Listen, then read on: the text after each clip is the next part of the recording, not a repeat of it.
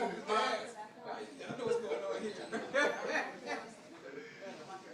my goodness.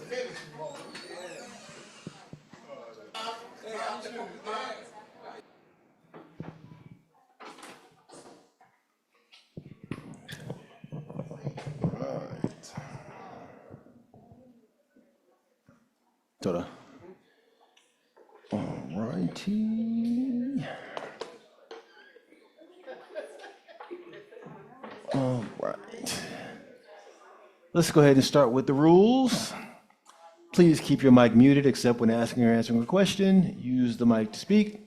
There's a feature on Zoom in the meeting room that is used to raise your hand if you have a question or a statement.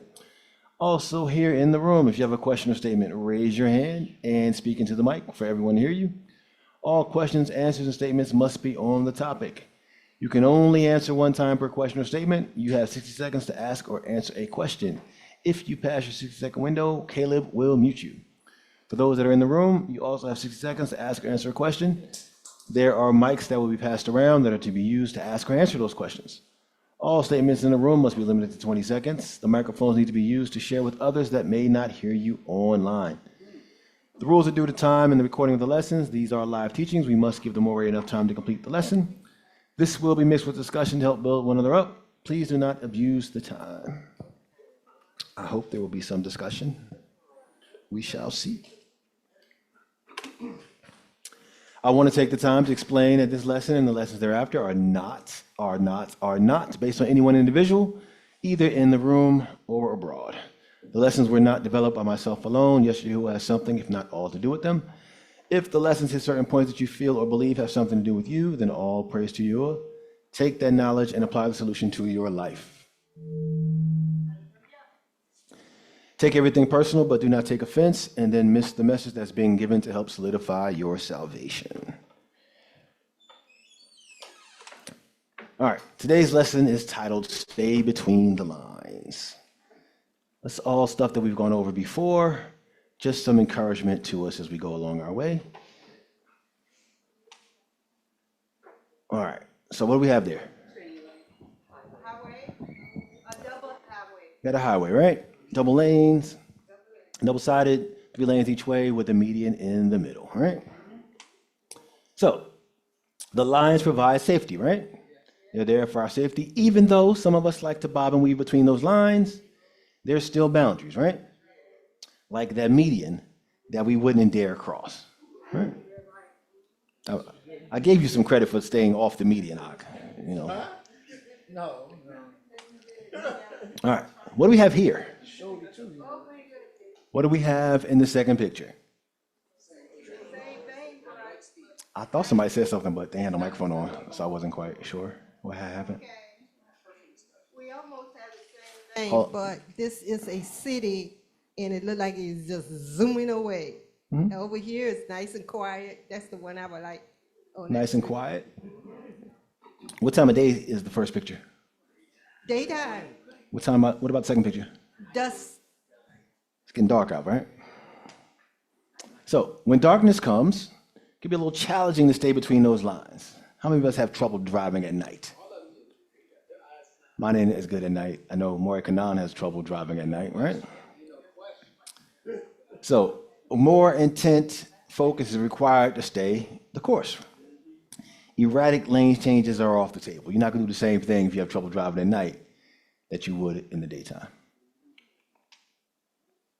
So as believers, it's our responsibility to stay focused and remain between the lines as we walk on this path. All right? All right, so let's see a couple of scriptures that will solidify that. Start in the beginning, right? 16:16-21. This is the word which Yahuwah has commanded. Let every man gather it according to each one's need, an omer for each being, according to the number of beings. Let every man take for those who are in his tent. And the children of Israel did so, and gathered, some more, some less. And they measured it by omers, and he who gathered much did not have too much, and he who gathered little did not have too little. Each one gathered according to his need. And Moshe said, let no one leave any of it until the morning. And they did not listen to Moshe, so some of them left part of it until the morning, and it bred worms and it stank. And Moshe was wroth with them. And they gathered it every morning, each one according to his need. And when the sun became hot, it melted. All right, so what was the instruction or the guideline in this?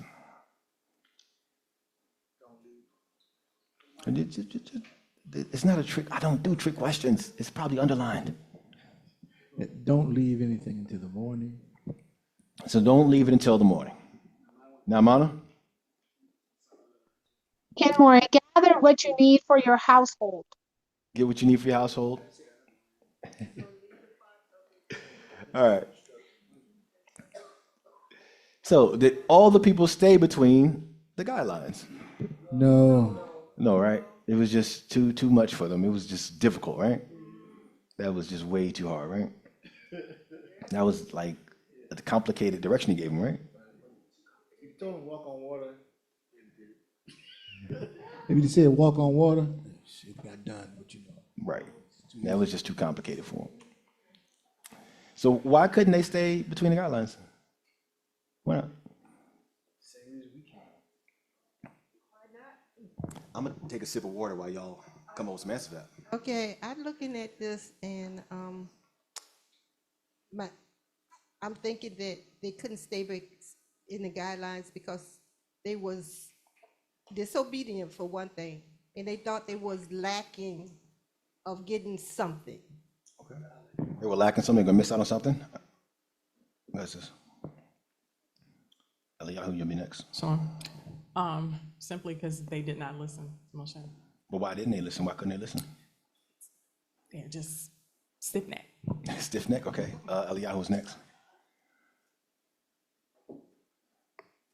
They were probably not believing and then just greedy, like they just wanted more than they needed. Not believing and greedy? Yeah. Sure.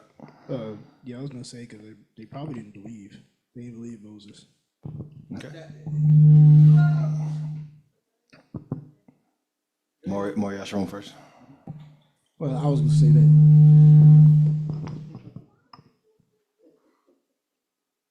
I was gonna say that. Stop. They didn't believe that man. You know?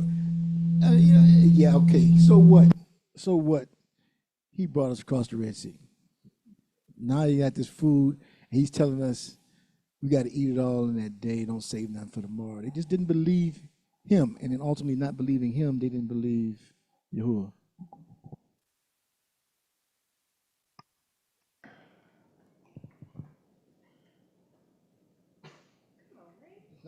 Check.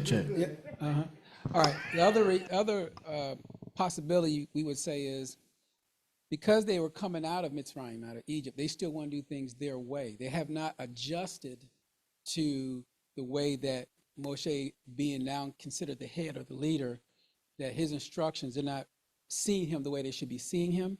So I would say that they still had some of the Mitzrayim, if you will, in them as they were.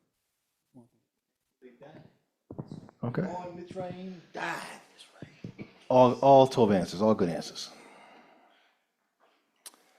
Let's look at this last question. Do we often think and act that same way? Ken.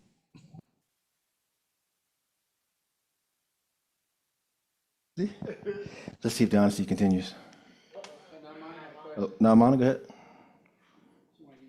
Mari, we're going to be really honest. I think sometimes we all think like that. We all get to certain situations to where we think like that. We think that, we're going to go beyond what the Father has said and do things our way. And then we wind up, or we can wind up messing up everything because we're moving too fast and not waiting on the Father. So, I yield.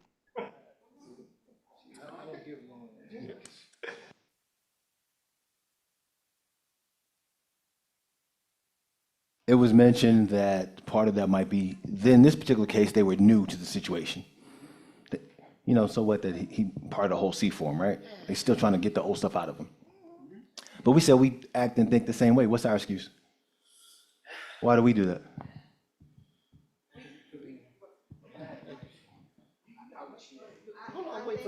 We convert back to our old ways. But why? Go ahead, Auntie Abby. Lack of faith. Okay. All right, so same principle. You're saying, hey, they done seen the parting of the Sea of Reeds, Yom Suf, but same thing in our lives. We have seen him part a lot of things in our lives, but we still got some of the old, if you will, Egypt inside of us. Some stiff neck, some of our own ways that we still believe is better, or we can improve, or we just want to do it our way and want, let's just say, yada bless. Right. But do we ever get to the point where that's no longer in us? Yeah. Absolutely. We can. Still trying. But if we're not there yet, what do we have to do? Keep going. Those are door to the You got to endure and work on it, right? You can't act like it's not there. By the time I close my eyes. I saw some hands out the corner of my eye. Go ahead, Ricky. I think a big step that we have to do is just having that humility, because I think a lot of the stubbornness and the stiff necks comes from like pride, having that pride in our heart. Yep, absolutely. Now, Mana? Shalom, Murray. I think that it will be a constant battle for us to endure because the old man will constantly try to come back and influence us. So once we know better, we do better. For you. Toda. All right, let's look at Exodus 16, 22 to 30. And it came to be on the 6th day that they gathered twice as much bread, 2 omers for each one. And all the rulers of the congregation came and told Moshe. And he said to them, this is what Yahuwah has said. Tomorrow is a rest, a Shabbat set apart to Yahuwah. That which you bake, bake. That which you cook, cook. And lay up for yourselves all that's left over to keep it until morning. And they laid it up till morning as Moshe commanded. And it did not stink, and no worm was in it. So they stayed between the rules, and then they were rewarded for it, right? Did not stink, no worm was in it. And Moshe said, eat it today, for today is a Shabbat to Yahuwah. Today you do not find it in the field. Gather it 6 days. But on the 7th day, which is the Shabbat, there is none. And it came to be that some of the people went out on the 7th day to gather, but they found none. And Yahuwah said to Moshe, how long shall you refuse to guard my commands and my Torah? See, because Yahuwah has given you the Shabbat, therefore he has given you bread for 2 days on the 6th day. Let each one stay in his place. Do not let anyone go out of his place on the 7th day. So the people rested on the 7th day.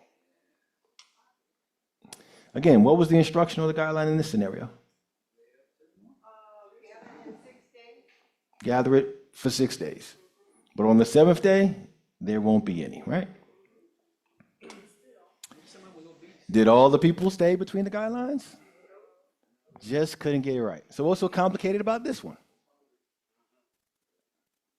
Again, it wasn't, the instruction in and of itself was not difficult. He literally told you to stay inside. Like, that's something that all of us kind of like to do, right? He literally told y'all to chill. He said, hey, just chill out.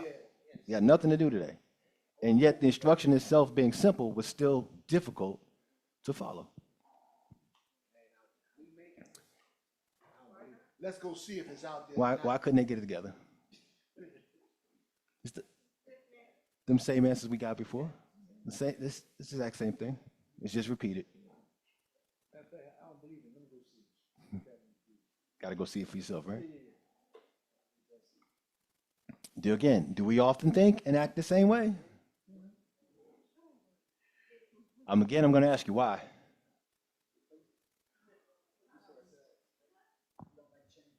I thought I heard something, but go ahead, Auntie Albert.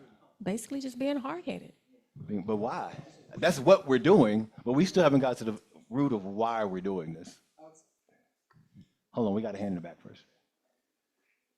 I'm going to just take personally for myself. That works. Okay. So when I first got into the walk, I didn't know nothing about anything. So whatever I believe the Father said, I just did it. Like, okay. And it was nothing about obedience or disobedience. It's just like, I found the truth. This is what's it. But as I begin to talk to other people, sometimes they can bring doubt in my mind. And now I'm questioning things that I used to not question because those thoughts weren't in my head. It's almost like a little kid that doesn't know anything but just do whatever, they're innocently supposed to do. And then they meet another kid, and let's say this other kid just starts to influence them, and now all of a sudden they're questioning things. So that's, I can say, I'm trying to unboggle my brain right now so that I'm back to that place of just, I heard it, I do it. Similar to what he spoke about in the pre-lesson, right? Those words from outsiders, one way that our gates can be opened. Go ahead, Aki. I'd say also that we're so used to a certain way that it's hard for us to come out of our own ways, especially if something's foreign to us. We don't just jump out and do something that's foreign to us. So we have some complacency within ourselves. I would say other things would be is that we're just scared to do it because we don't know what the outcome is going to be of something. And that, again, sometimes we've been, for so long, we don't like change. So we want to try to do it the way that we feel comfortable with doing it. Right. How often have we heard the phrase or just thrown it out ourselves, when you know better, you do better? As if they just go hand in hand. As soon as I know better, I'm going to automatically do better. Yeah, we lying to ourselves. It don't always work that way, right? Let's go back to the original picture of the lanes on the highway, right? How many of us have been driving down staying between the lanes? 70, 80, 90, 95, whatever. However fast you're going, right? You're going 32 and a 30, all right? You're chilling. Then that phone chirp, and I just got to see who texted me right now. I just have to. I just glance over. And then you take your eyes off the road real quick, and then you look up. You're not between those lines no more. Hey, if you're going 75, 80, 90, it don't take that long, right? I mean, not too many highways I've been on been a straight line the whole time. So we get distracted, right? Something comes up and you take your eyes off what you're doing, you lose focus. I know that would be me, so I just make it a rule not to text and drive. I don't do it. You still got to take your eyes off the road. You got to look at the dash, right? One of my mirrors, you like a rear view mirror side. Right. Oh, So you didn't stay in the lane, your car did. Your car did it for you. Yeah, you ain't know what was going on. it's self-automated. And but it only comes on when you start to veer. Hello. Oh man. Good try though. Hey, I appreciate that. That's a good try. That's a good try. So again, you start to veer, and then something brought you back on track. What gets us back on track when we start to veer? The word. See, I saved you. See, it was a good example. All right, let's look at Numbers 35, 9 through 15, and then we'll skip ahead a little bit to 22 through 28.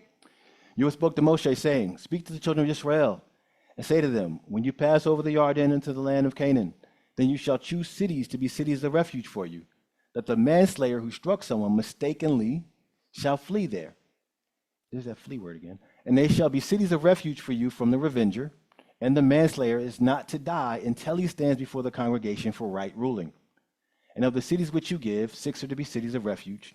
Give 3 cities beyond the Jordan, and give 3 cities in the land of Canaan as cities of refuge. These 6 cities are for refuge for the children of Israel, and for the sojourner, and for the settler in their midst, for anyone who mistakenly strikes someone to flee there." So he made them a safe space, right? So the space allows for what? For cooler heads to prevail until a just outcome can be established. He says you are to cities of refuge from the revenger, and the manslayer is not to die until he stands before the congregation for right ruling. So the full process has to go out before you can just jack this guy up, right? It actually protects both parties. It protects the manslayer as well as the avenger. Because if I avenge you, but then the process goes through and you didn't deserve to die, now I'm in fault. So it protects both parties. Let's go on to 22 and continue.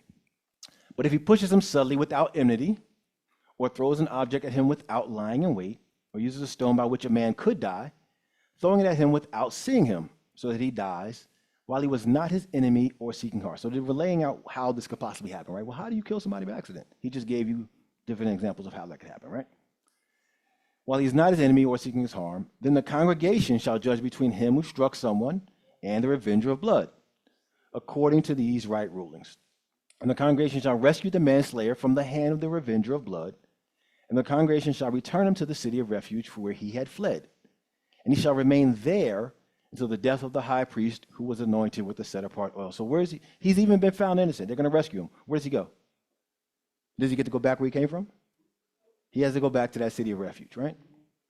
But if the manslayer at any time goes outside the limits of the city of refuge where he fled, and the revenger of blood finds him outside the limits of his city of refuge, and the revenger of blood executes the manslayer, he is not guilty of blood. But also it says, if the manslayer at any time, so that's before the right ruling and after the right ruling, you could be as innocent as you turn out to be. Hey, it was an accident, didn't mean for it to happen. But if you don't stay between those boundaries, it is what it is. He is not guilty of blood. Why? Verse 28. Because he should have remained in his city of refuge until the death of the high priest. But after the death of the high priest, the manslayer is to return to the land of his possession. So there's a time when he gets to go back, but not 1 second before that are you supposed to flee that city. Got to stay between those lines. Otherwise, not too good. So the system only works if he stays in the city of refuge. You have to stay between the lines, or the plans do not work. How many of us have plans for our lives? How many of us know that Yahuwah has a plan for our lives? If we don't stick to his plan, it's probably not going to be too well, right? So, like we spoke earlier, how many times have we known the rules, but decided our way of doing things was better? Guilty. We've done that before, right? Did that twice? Only twice. Like, who would do that more than 2 times? We know. Oh, wait, probably 3. Times 10, possibly. Right? A bunch of times we've done that, right? He's not even going to give an answer.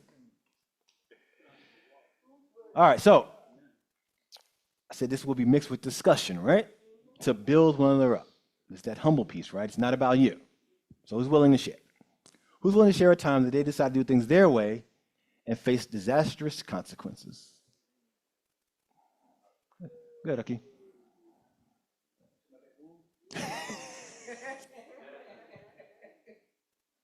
Table talk. So one time for me was, I wanted to be married a few years ago. Like, it was just really big on my heart. I was like, I need a wife. I don't want to be out in these streets. I don't want to fornicate. So I was getting a little impatient.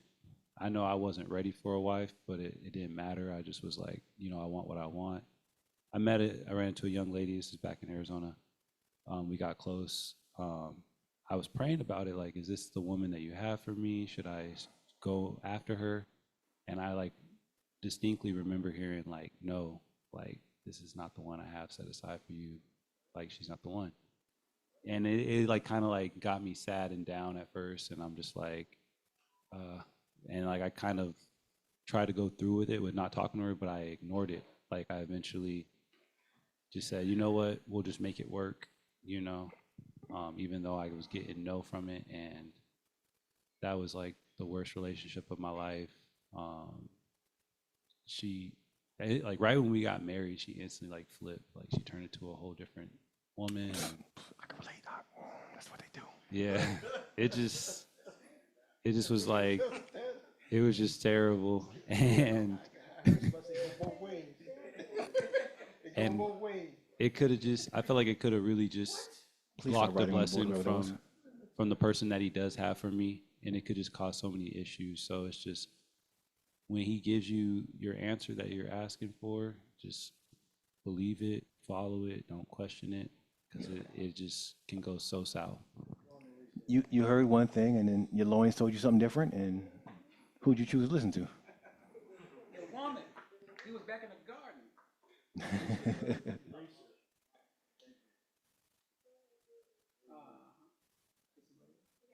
Naamana? Shalom, Murray. This is a situation that actually happened to me. Now, if you're going to tell it, you got to tell it. If you're not willing to tell it, you I'm got to hold telling on to it. it. Can you hear me? All right. Okay, this is a situation that actually happened to me. It's really interesting that you showed like the lanes and stuff. I was coming from a doctor's appointment and I was trying to like hurry up and get home. And as I was driving, I was just contemplating, should I take the freeway or should I take the shortcut, right? And the father said, take the shortcut. I didn't listen. I decided that I was going to get on the freeway. I was on that freeway for probably about an hour trying to get home, knowing that I was in a hurry. And I felt like, oh man, Father, you told me to take the shortcut. But no, I didn't listen. I decided to get on the freeway when you told me not to get on the freeway and stayed there for about an hour because there was an accident. And then, of course, the lanes were all backed up and stuff. And all I could, I felt awful. I was like, Father, I should have listened to you. But not me, being hard-headed, stiff-necked. All right. That was halfway. We got the first half of the question right. I didn't hear the disastrous part, though. But yes. Huh? The disastrous part was that I wound up being on the freeway for an hour.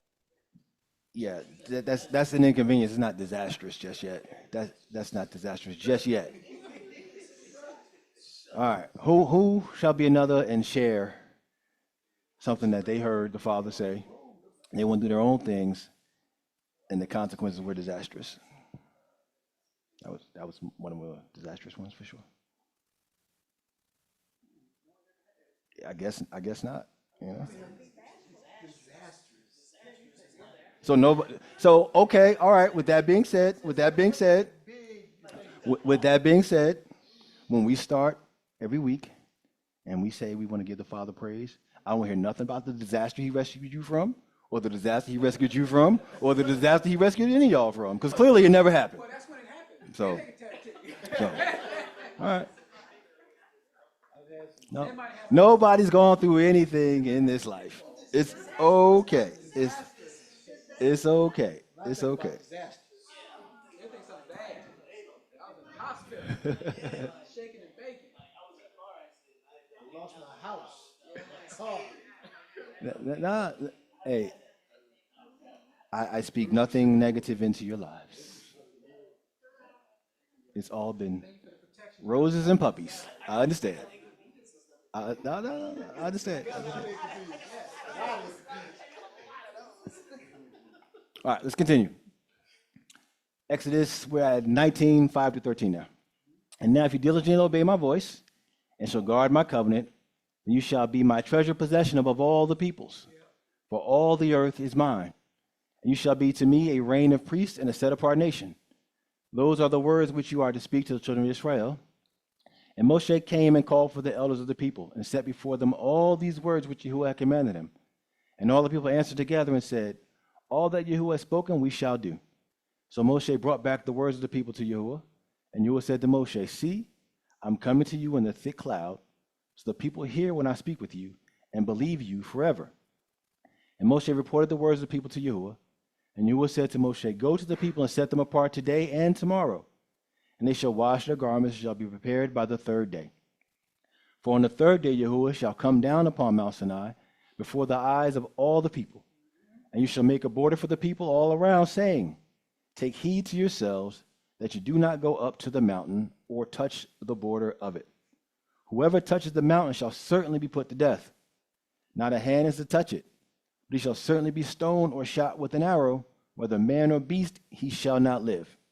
When your bell sounds long, let them come near the mountain.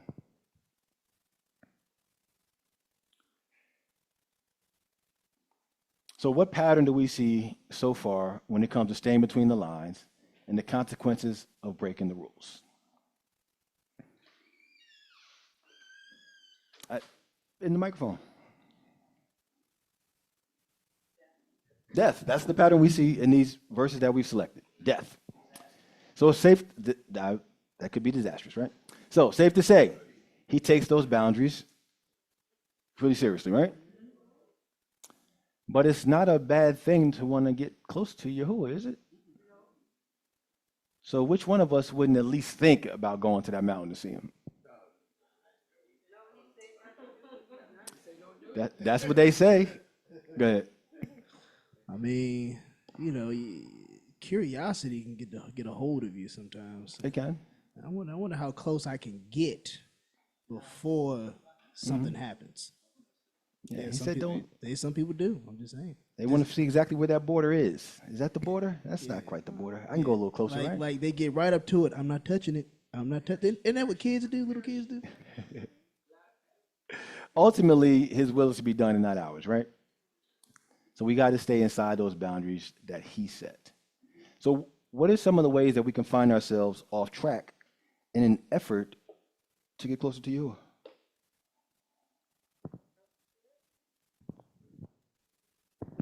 And a way that we can find ourselves off track when our intent was to get closer to him. Because their intent is they want to get close to him, but he's telling you don't do it. So we can try to get closer to him, but it still not be the right way or the right thing. Go ahead, sis. Doing things in our time and not waiting on the Father's time. Doing things in our time. Any other ways? Yep. Attaching the Father's name on something that we think that he wants us to do, but it could probably be like something that we want to do. Trying to make an excuse to do something he really shouldn't do, but trying to say it's okay with him. Namana? I think sometimes we can misinterpret to what the word says to lean more in our favor instead of just doing what the Father said. Okay. Go, sis. By trying to mix our ways and his ways, like not letting go of the Mitzrayim we came from. Okay. I know we don't do this over here, but this is an example of one. A person is dedicating themselves to the service of their assembly, yet neglecting their home. Okay. So they're trying to get closer to Yah, serve Yah with all their might. So, but yet they're neglecting their duties and responsibilities in their role towards their partners, or their family. So that, in essence, they're disobeying the word as they're trying to get closer to Right. the Most High. Right. Shirak Karashu, you remember the example you gave earlier? Certain Ouija boards people like to use? Or we can go that route. Now, nobody in the room would do that. But you can try to find outside sources. You can go, some of us find our way and get lost in different doctrines because what we have isn't good enough. We just keep searching and reaching and trying to find this. I'm going to look into the Kabbalah. I'm going to look into what this person says. I'm going to look into that. And then in an effort to get closer to him, we actually end up further away from him. So just something to be mindful of. Got to get your chakras right, right? All right, let's stay in Exodus. 33, you over-spiritualizing it, right? 33, 17 to 23. And Yahuwah said to Moshe, even this word you have spoken I shall do, for you have found favor in my eyes, and I know you by name. And then he said, please show me your esteem. And he said, I shall cause all my goodness to pass before you, and I shall proclaim the name of Yahuwah before you. And I shall favor him who I favor, shall have compassion on him who I have compassion. But he said, you are unable to see my face, for no man does see me and live. And Yahuwah said, see, there is a place with me, and you shall stand on the rock, and it shall be, while my esteem passes by, that I shall put you in the cleft of the rock, and cover you with my hand while I pass by. Then I shall take away my hand, and you shall see my back, but my face shall not be seen.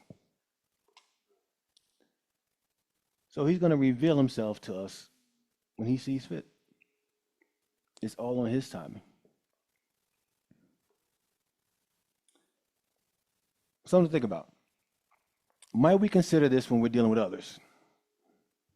We want them to see things our way as soon as we tell them. Yeah. Then we get upset when they don't see things our way. But his timing is the only timing that matters, right? But here's the part. even if they never see it our way. How many times have we got angry, upset, hurt, discouraged because people just wouldn't get it? I've been talking to them about this way and the truth and his name and his commandments and the dietary law, all those things for years after years after years, and they just won't change. And then we get upset, we get hurt, we get discouraged. But that wasn't for us to do, right? We have to stay where? Let's stay in our lane. What did he ask us to do in a situation? Don't do anything more than that. And if you choose to do, that's on you. But that's not what he calls you to do. So when you don't get the increase that you're looking to see for something he never asked you to do in the first place, you can't get upset. You can't get hurt. You can't get discouraged. Say again. Say the microphone, please. Said, if he wants you to water it, he'll let you know. If he wants you to add more water, he'll let you know, right? Can you overwater a flower? Oh yeah. Yeah, Absolutely. Kill it dead. Can you do the same thing with people? yeah. Absolutely. If I hear that thing, if I hear that name one more time, I'm gonna scream. And now you've made his name a reproach to this person because you just beat him over the head with it to the sick and tired of hearing it. Is that what we're supposed to do? Probably not, right? All right. The increase comes from Yahuwah. Let's look at Bereshit 2:16-17. Yahuwah Elohim commanded the man, saying, "Eat of every tree of the garden, but do not eat of the tree of the knowledge of good and evil. From the day that you eat of it, you shall certainly die." So he told them they could eat whatever they want, right? Unlimited.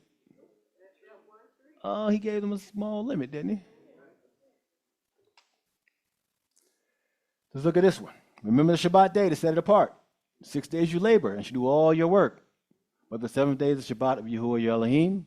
You do not do any work. You, nor your son, nor your daughter, nor your male servant, nor your female servant, nor your cattle, nor your stranger within your gates.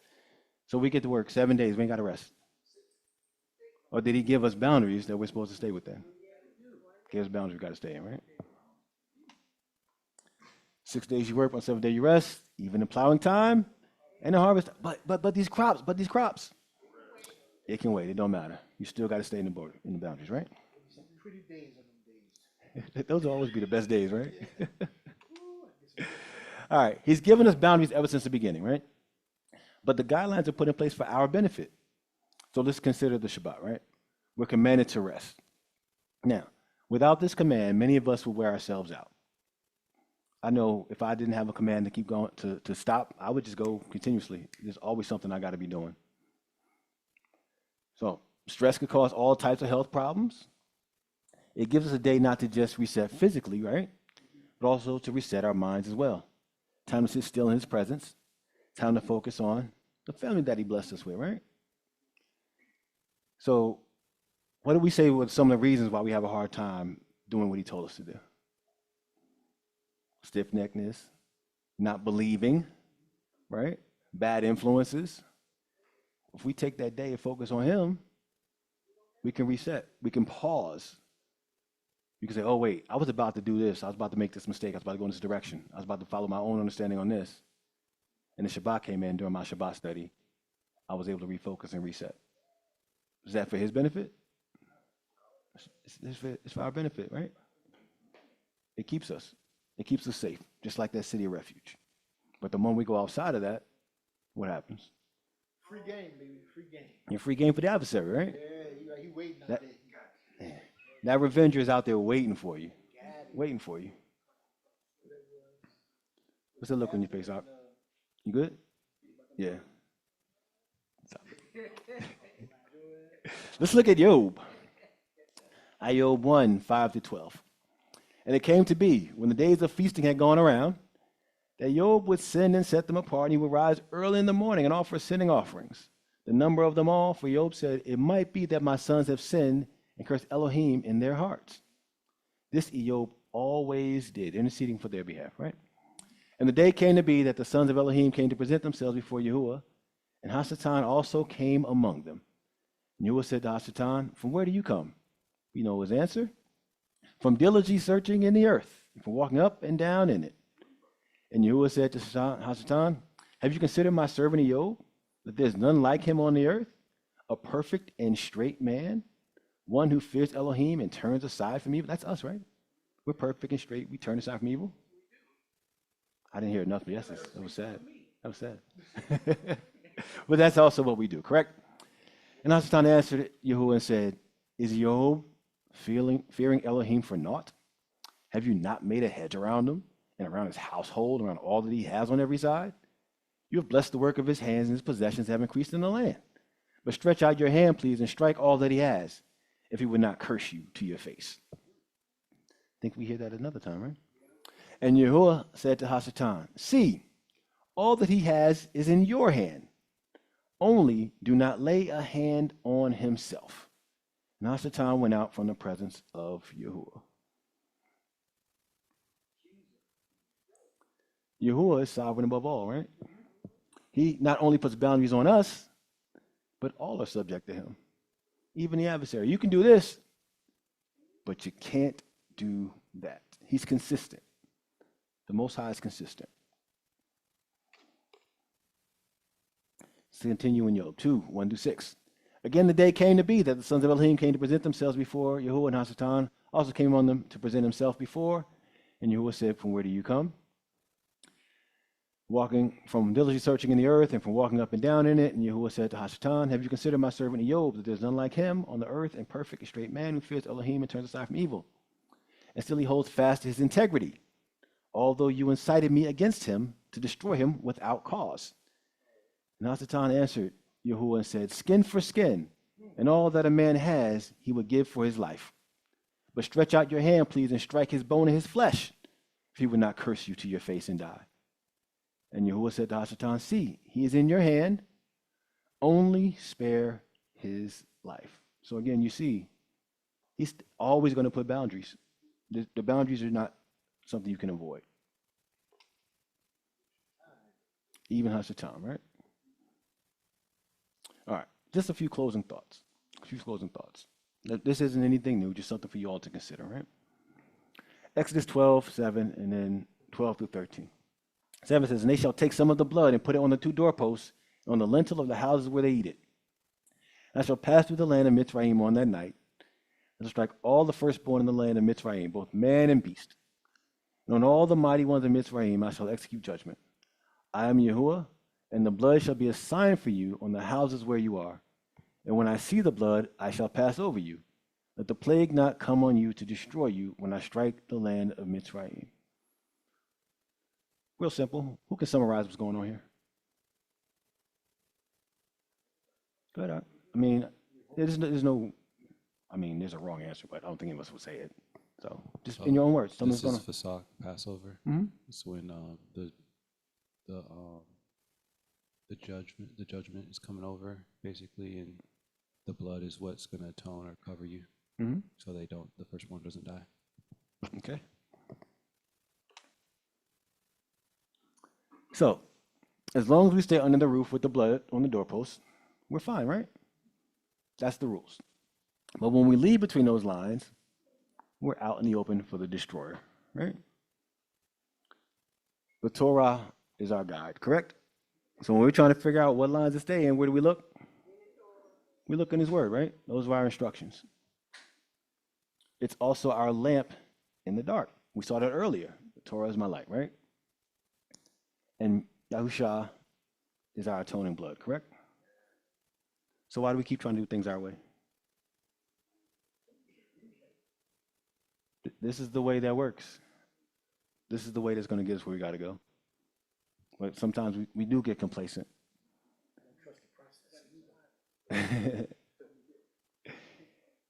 We're doing great 99 out of 100 times, right? But there's that one time where we just don't want to trust them. We just want to go outside the boundaries. But that one time is all we need for that revenger to find us. Was to be outside that blood. And then the destroyer takes us. So let's be mindful and be diligent to make sure that we're staying in those boundaries. When we venture out into our own understanding and don't seek his guidance first, we risk stepping outside those lines. So let's work to keep his will for our lives in the forefront and make his desire our goal. That's for everybody in here, right? I know that I had the desire for my life. I would have been a Sharaf forever. If it was up to me. And he said, no, I want you to do a little bit different, right? So it's not about our goal for our lives, it's about his goal. So the blessing he gives you often doesn't come in the packaging that you were expecting. The bright, shiny object is often a distraction from the adversary. So don't get distracted and stay off course. We mentioned this earlier, right? We have a hard time when it doesn't look like what we thought it was going to look like. I thought she was the one I wanted. She fit the model who I was looking for. She must be the one he sent me. That wasn't necessarily the case, right? He said the devil wears Prada.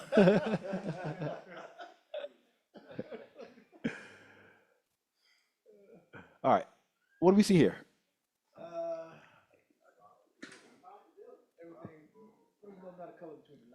Say it in the microphone, please.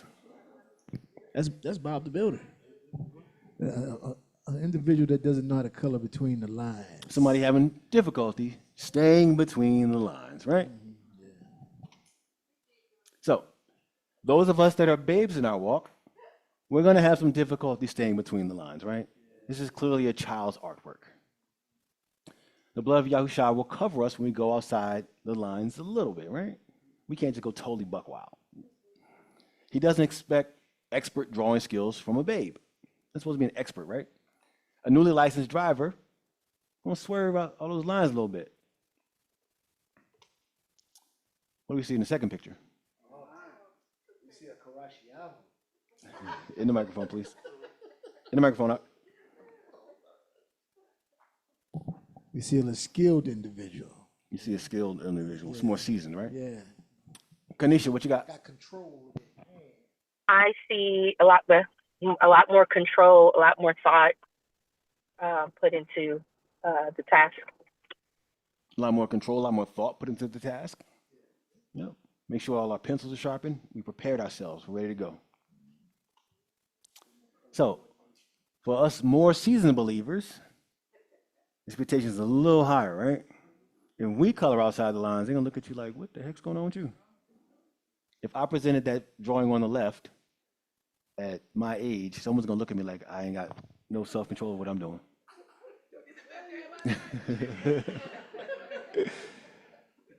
Kanisha, what you got?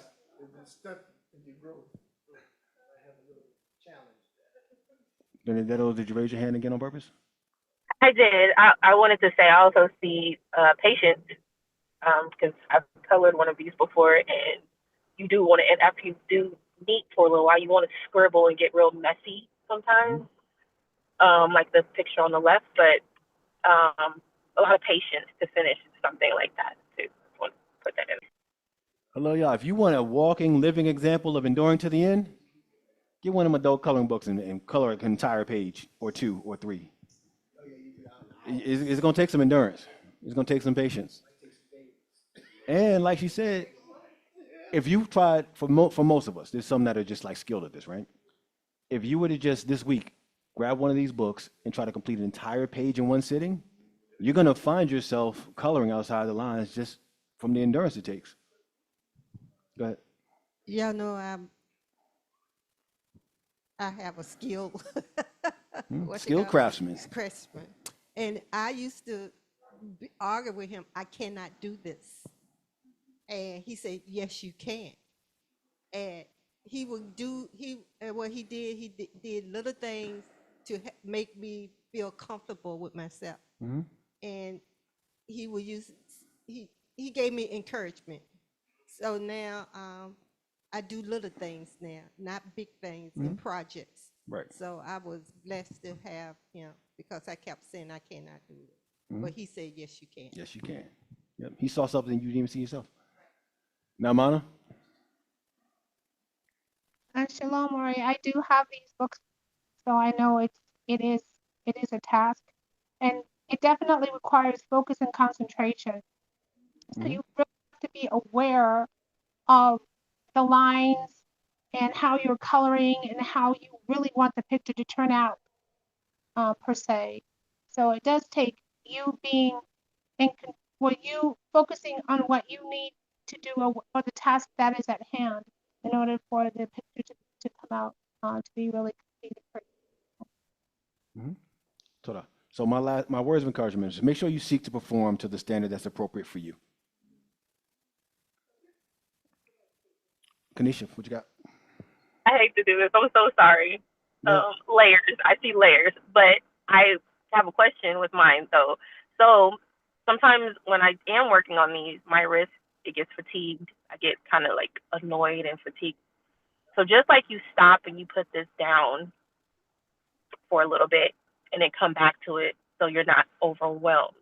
How does that look in the walk? Because there's sometimes that you could just go, you get fatigued, you get overwhelmed and things like that. So what would that look? I'll give you one example is the one we talked about earlier is taking that day of rest, that Shabbat. It also says that you want to be mindful of your thoughts, of your words before you speak them. So sometimes you just have to literally control yourself and pause on what you're doing and be mindful and cognizant of what you're doing. You can't just go into something willy-nilly. So you have to plan and count the cost first, right? A lot of times we find ourselves starting to do something without considering everything it's going to take. And then that's when we find ourselves fatigued, frustrated. We didn't plan out, we didn't strategize, and we just dove right in without counting the cost first, excuse me. So that comes to mind offhand with the example you gave. Okay. No problem, no problem. All right, so again, make your best effort to stay in between the lines. Any questions, thoughts, or comments on the topic?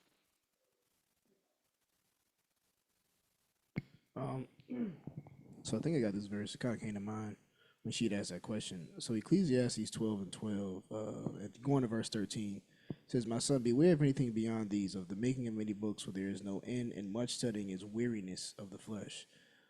In the end of the matter, all has been heard. Fear Elohim and keep his commandments, for this is the whole duty of mankind. So I guess, like, let's just say, I would say, like, coloring in between the lines is studying, being diligent, making sure that you're doing everything to the pinpoint. Sometimes you can get like overwhelmed with, like, let's just say you're doing a particular subject of something, you're trying to understand something, and it's kind of weighing down on you. I think at that point in time, just step away, calm down, and just obey what he told you to do right then and there. He might not give you the understanding right then and there. He might give it to you later to see how you continue in what he's already given you, and then you'll get it later. So that's my thought on it. Read the verse for me one more time. Thank you. Can you put that in the chat? Ecclesiastes 12:12-13. My son, beware of anything beyond these. Of making many books, there is no end, and much study is weariness of the flesh. The end of the matter, all has been heard. Fear Elohim and keep his commandments, for this is the duty of all of men. Stop right there. How many times have we found ourselves overwhelmed because we just want to study a subject out? Hours upon hours upon hours upon hours. And I got to find 97 different references for the one verse I just read. Or we could just take it for what it says, get to the point, ask for the understanding, gain the understanding, and leave it understood. Yeah, I had to do that. We got to stay between the lines he gave us. He didn't tell us to keep searching diligently past that point. He's already given you the answer. Yeah. You were going to leave you next. I was just going in that direction, right? Sometimes I get very ambitious. I got a lot of things I want to accomplish in the studies of the word. So, and I've learned over the time that I can just pace yourself with these goals. You don't have to have it all done by that one day or the end of that week, so you take the topic and just be satisfied at a little bit at a time. You take that one little bite size. That's that daily devotion thing you're doing. That's that little bite. And you deal with that. You might not go as in depth as Isaac goes into it, but you start with that. Sometimes it might take you a day or two, or maybe a whole week to go through 2 verses. It might take you a month, but just keep building. Don't try to eat all the elephant at one time. Right. But remember the verses that we went through. It was really selective. Who's setting that boundary? In many cases, in the verses I put on the screen, Yahuwah sets the boundary, right? Yeah. Stick with his boundaries. Yeah. So he give you this little information. Just be content with it. Because when I'm not content with it, exactly, that's when I keep going, and then I get frustrated, or I make a mistake and go off doctrine. I change things, start seeing other things. Yeah, I would say one of the things that I've done, and probably a lot of us have done, is we start off studying, and but we keep going to a point where it no longer becomes a study; it becomes a reading. And so what winds up happening is he's no longer like, like when we're studying, we feel, we know he's helping us and we're putting things together.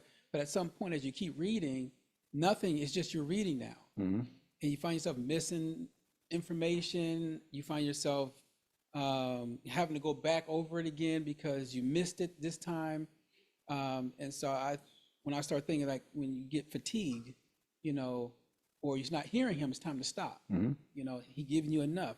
You don't want to be forever learning, never coming to the knowledge of the truth. If that's the desire, is to know him, he knows we can't get it all in a certain setting. He knows that it's going to take some time, but sometimes we push ourselves, and we have a good reason, right? In other words, we want to show him just how much we love him. Right. And so we're going, Father, you see this? Now the computer's looking at me. Right. But at the end of the day, I didn't learn nothing from the last 30 minutes of that. So You went past the boundary he set for you. Namana? Shalom, Mari. This is why I write notes. I take down the notes. Now I don't write all the verses down at once. I just write the verses. And every day I'll go through what you have taught until next Friday. So in other words, I'm getting my daily bread, but I'm not overwhelming myself. Like tomorrow, what have you, or perhaps on Monday, I'll go back over these notes. I'll look at them, and then I'll do each day accordingly. So it's not so much on me. Hallelujah. Hallelujah. Any other questions, thoughts, or comments? My favorite slide is here. Oh, I was just about to hit my favorite slide. Go ahead, Kanisha. What you got? As I'm listening to everyone, it just sounds like everyone's saying the same thing in a way. Like, basically, we get that way when we're moving in our own strength. Like, it's us that's putting that pressure on ourselves. It's us that's causing the fatigue. And then as you all were speaking, I thought of Moshe. He was on the mountain 40 days and 40 nights. And he had a lot of instructions and a lot of things that were poured into him.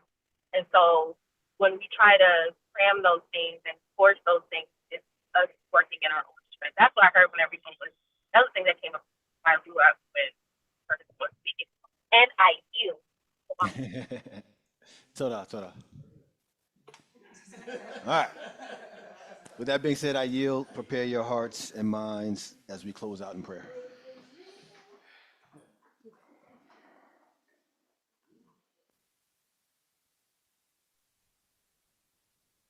Hallelujah. Baruch Hashem Yahuwah Eloheinu melech haolam. Torah Rabbah Abba.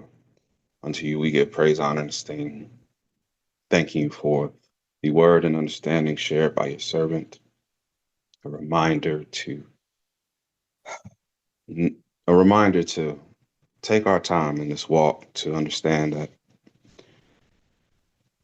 we are imperfect, but we are striving to be mature in your way, and that on this narrow path in which we walk, there are boundaries, and that you give us understanding, and that when we may feel weary, we have you to rest on, and to know that you are faithful, and that you hear and see all. And so we thank you, Abba. Grateful to you.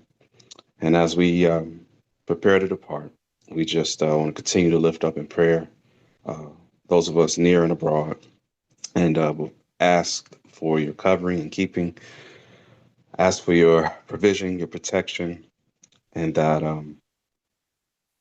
till again we meet again, we continue to give you praise, honor, and esteem through HaMashiach Yahusha. Hallel to Yahuwah. Amen. Lahitlaot. Shalom, shalom. Yitrod, Lalatov. Lalatov. Shalom, shalom, Lala Tova. Shalom, shalom. Shalom.